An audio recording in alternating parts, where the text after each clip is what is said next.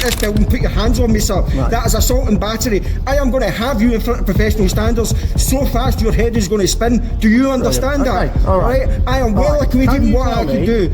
I don't. Welcome to Raw Audit Reviews, where we shine a light on police misconduct and hold public officials accountable. Today's video is courtesy of the Laughing Auditor. You'll find their link down below, so go show them some support and check out the full clip. In today's episode, we witness a police officer's unexpected intervention outside the Islington Council Hub, where an auditor, exercising his right to film, is physically confronted and ordered to leave. This encounter challenges fundamental questions about police powers, the right to record in public spaces, and the limits to lawful authority. Let's get straight into it. Hello, mate. Hey, mate, you alright? Officer, what are you up to? What are you up to? No mind what I'm doing. What are you doing? Why are you on private property filming? What are you doing? Why are you on private property because filming? Because calm down, identify yourself properly, officer. Sorry? Why have you got hold of me? Why have you got hold of me? Because I don't know who you are. Let go of me. You don't need to know who I am. Filming. Is that a crime? You're filming. Straight away, we see the officer reach out and grab the auditor's arm. Under Section 3 of the Criminal Law Act 1967, officers may only use reasonable force when necessary to prevent crime or make a lawful arrest. No arrest is being made, no crime is being investigated. At this stage, it's hard to see this as anything but an unjustified use of force, possibly amounting to common assault. Is that a crime? On private premises. Is that a crime? Yeah, you're on private property. What's the crime? You're on private property. What's the crime? Right. Let me put that down. Yeah, are you doing something stupid right now? I'm not doing anything stupid. What are you doing? You've just grabbed hold of me, officer. Yeah. You've already I don't crossed know the who line. you are. No, so behave I yourself. haven't. You don't need to know who I am. Put your camera down. What crime do you suspect me of committing? You're on private property. What crime do you suspect me of committing? You're filming on private council property. I am. What so I want to crime? know why you're doing that. You don't need to know why. Well, you're trespassing. Right, is that a crime? Yes. Is it? Of course it is. Trespass by itself is generally a civil issue, not a criminal offence, unless it falls under specific categories like aggravated trespass, which requires particular behaviours and intent. Here, the officer claims trespass is a crime to justify detaining or removing the auditor. The auditor's calm questioning exposes how police sometimes blur legal lines to intimidate or assert control, even when their legal basis is shaky. You're wrong. Civil trespass, you moron. Civil trespass, call me a moron. You are a moron. Don't call me a moron. Are you his colleague? Are you a police officer? No. Can you put your camera down? Why? Because I need to speak to you while you're on private property, you can speak to me, filming. You can speak to me while the camera's on. This one's running as well. Can you identify yourself fully, officer? PC Smith from the Metropolitan Police. Right, number, station. 3 points of identification as per Metropolitan Police policy. The auditor requests 3 points of ID, as is standard policy. The officer sighs, clearly frustrated before finally complying. This reaction reveals more than words. A sigh like this, in response to a reasonable policy-backed request, signals reluctance and ego. Officers are trained to provide name, badge number and station when asked. It's not a favour, it's basic accountability. Warrant number. Let go of warrant me number. Let go of warrant me. number 236147. Right. I'm attached to Jubilee House in Putney. Right. What crime do you suspect me of committing? What crime do you suspect me of committing? Can you get out of my space? Why are you on private property filming? I'm not on private property. It is open to the public. This is where you made a massive mistake, officer. You're actually behind security gates. I am very familiar. You're filming. I am filming. I'm doing it very openly because I want to. You've just come out of this building and grabbed a hold of me, officer. You need to be very careful how you move next. I will say whatever I want to you because you have literally just come out of this building and grabbed a hold of me, sir. Calm yourself down. No, you calm yourself down. You're the one that's came out and assaulted me. Do you understand? You put your hands on me. That is an assault and battery. Of course you've assaulted me. You've came out this building and put your hands on me, sir. Right. That is assault and battery. I am going to have you in front of professional standards so fast your head is going to spin. Do you understand that? All right. I am well acquainted with what I can do. I don't need to tell you nothing, okay? So I think you need to wind your neck in and get back in your little office, mate, before you mess up even further, because you've already crossed the line, pal. Right, don't shout at me. I will say whatever I feel like. Don't threaten me. Don't tell me what to do. I didn't threaten you. I told you to go back in your little office and do your job properly and learn the law. Don't worry about what I'm doing. Telling me that trespass is a crime, you moron. You don't know what you're talking about. Stop calling me a moron. Because you are a moron. Right. What is trespass is a crime? I think you need to get on your radio and get some backup, pal, because you don't know what you're talking about. You need to get someone that does know what they're talking about, you fool. Absolute moron. Come on, put your hands on a member of the public. How dare you? Think because you got a little badge, you got some sort of power? No, calm yourself down, you just put your hands on me. You have just come out of this building and put your hands on me, you fool.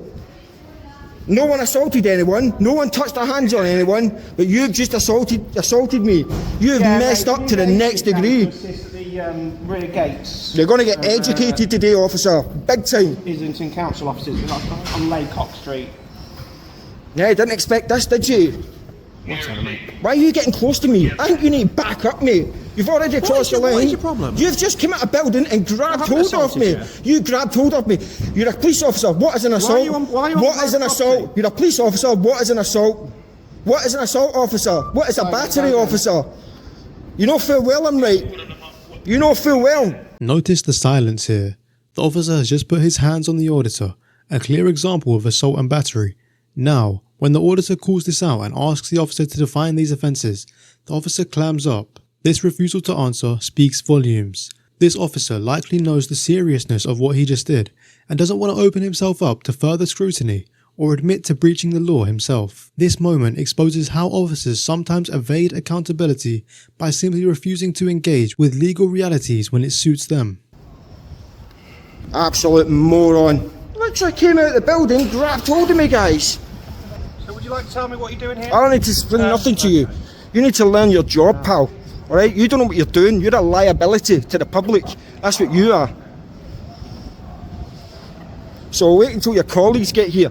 They're going to educate you and you're going to do what's called the walk of shame, pal. I guarantee it. I guarantee you that. You've already assaulted me. So I've got you on that. What is an assault? What is an assault? Go on, define an assault since you're a police officer.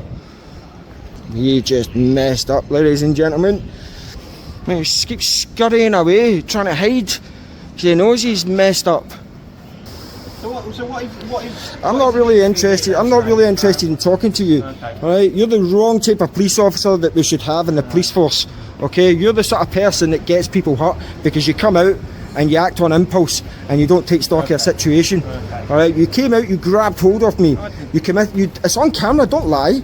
You know, lying is a sackable offence under the Met's disciplinary procedures. You understand that? The auditor is completely correct in challenging the officer's denial of touching him. This is backed by clear video proof. And according to the Metropolitan Police standards, honesty is essential. Lying on duty is serious misconduct and can lead to punishment, including being fired, a real sackable offence in the Met. Don't lie on camera. It's a very foolish thing to do. Alright? Because I will have your job off you. I guarantee you that. Because you're going to realise very, very soon how much you've messed up today. I guarantee you that. You've cost the taxpayers money and you're going to find yourself in a disciplinary. Sorry, my love. Yeah, no, he's fine to come in. That's fine. Because we've got a call. Yeah, we just got no, he's fine. Everything's Fine. That's fine. It's fine now. Thank you for coming up. Sorry, excuse me, officers. Just two things. Can I get the CAD number, please? Yeah, it's 02. 02? Of today's date. Of today's date. I've got one question for you specifically. Can I grab your name quickly? Sorry, I'm talking to you. That's very rude. You can talk to me, sir. No, it's for this constable specifically. Okay. So I'll wait till she's finished. It's very rude.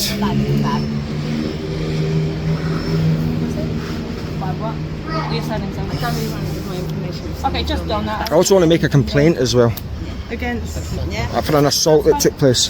That's fine. Okay. So my question for you is, do you regularly disobey orders from your commanding officers? Wow. I'm not going to answer that question. Okay, you see this flag, you know it's We banned. attended the CAD. Here, the auditor points out the officer wearing a banned badge, one that the Met Police officially outlawed. This isn't about rules, it's about respect. The badge symbolises painful, dark history for many people, especially those affected by discrimination and injustice. Seeing it worn openly by officers sends the wrong message and deeply offends communities who expect fairness and accountability. And now we were going to... Oh no, I've got a complaint. What's your complaint, sir? Make a complaint on the police. No, yous are here now, so I can make a complaint with you What's your guys. complaint, sir? I've been assaulted Okay, when? about half an hour ago. Out here? Yeah. By who? I don't know, a man pretending to be a police officer. Did you get any shoulder numbers? I got his ID, yeah. Got his But ID. he's in this building, you can go and investigate and go and get him out and, Yeah. and speak to him about it. I can give him at a later date. I'll give you an email address. Details now. Not at this moment in time, no, I don't need to. Well, we'll go now and check some CCTV. Yeah, I've got camera footage here. Okay. Do you have an email address I can contact you to get that camera? Of course, yeah. Yeah?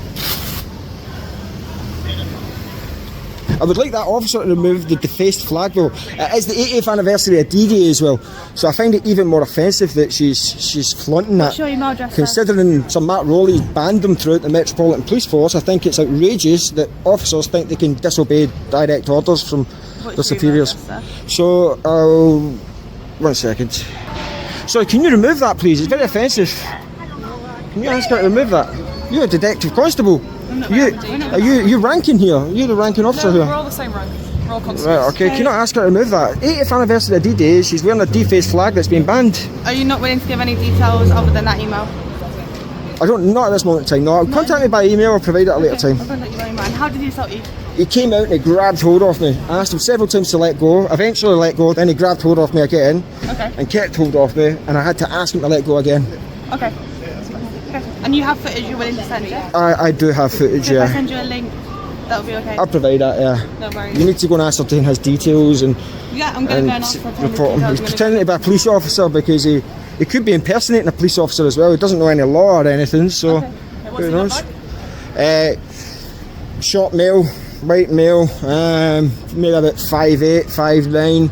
He had blue jeans on, pair of trainers.